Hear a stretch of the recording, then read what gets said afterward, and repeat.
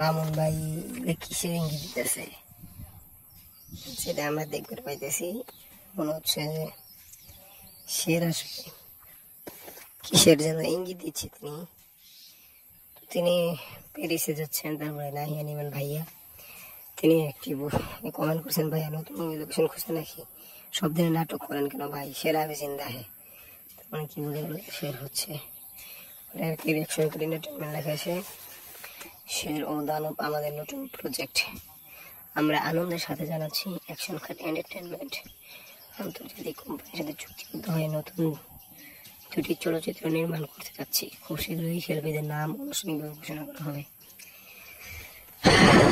দেখেন কয়েকদিন আগে মামুন যখন IPL এর খেলা শাকিব খানকে ছবি দেখছেন, শের সব জায়গায় শের হয়, এটা কোথাও বাকি নেই যে সেইখানে শাকিব খান হিরো আছে। তো দানব একটি ছোট প্রজেক্ট, কিন্তু শের অনেক বড় একটি প্রজেক্ট, ঠিক আছে। তো খুব জোরে আসছে, ধন্যবাদ পুরো ভিডিওটি দেখার জন্য।